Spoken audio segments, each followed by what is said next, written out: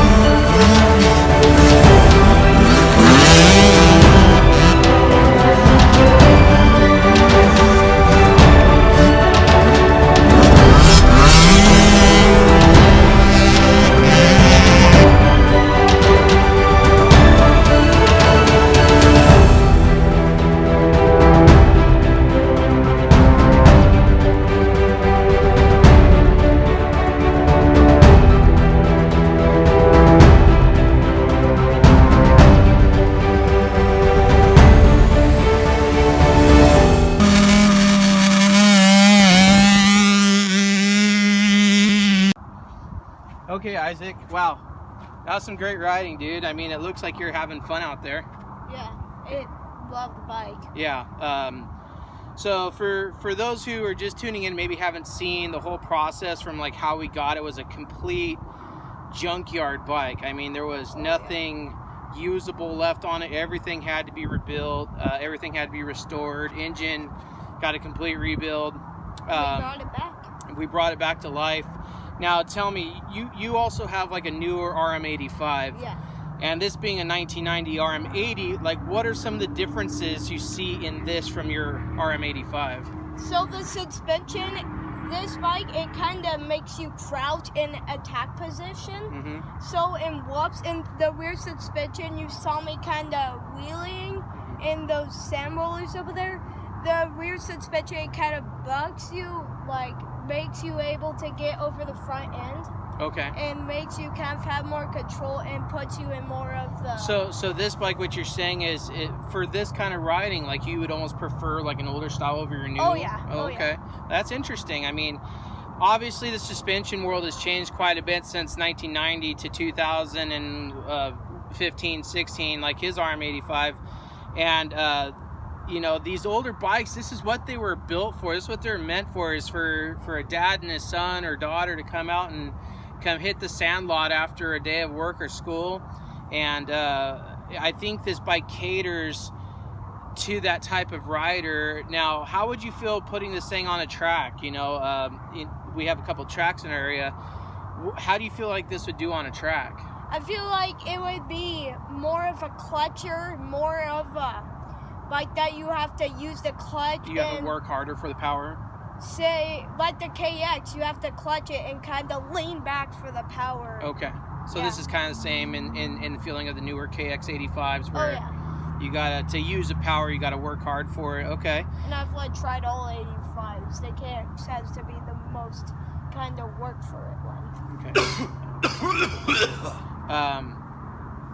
So we mixed this one at 32 to 1.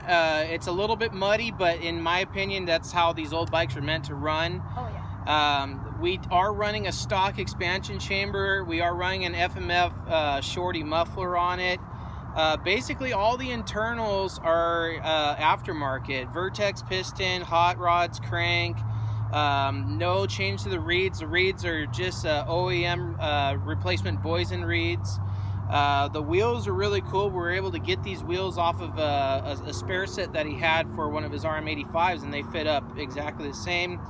Definitely like to thank some of our sponsors on this. Mika Metals, DT1 air filters, Jay Clark over at Dirt Bike TV. Thank you guys. Vertex, hot cams, hot rods. There's really so many names all over the bike, and we cannot thank these guys enough for being a part of this and helping us out.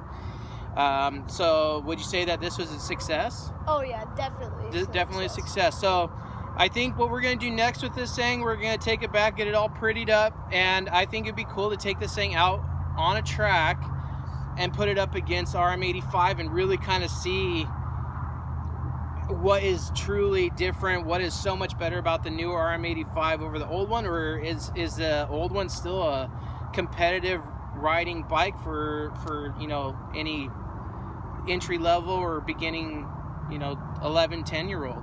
Okay. I'm down. All right. Well, thanks, guys.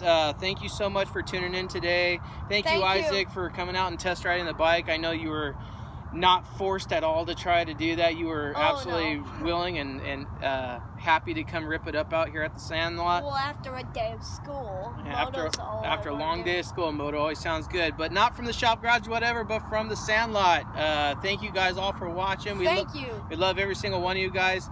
Make sure and check out his channel, Moto Goon Crew. I'll post it down in the description below. Please subscribe. He loves his subscribers, and he just loves playing around with his buddies, doing backyard moto stuff and having fun. But either way, we're going to close this one down, give you some more shots, but otherwise, we'll see you guys next time. Peace, guys.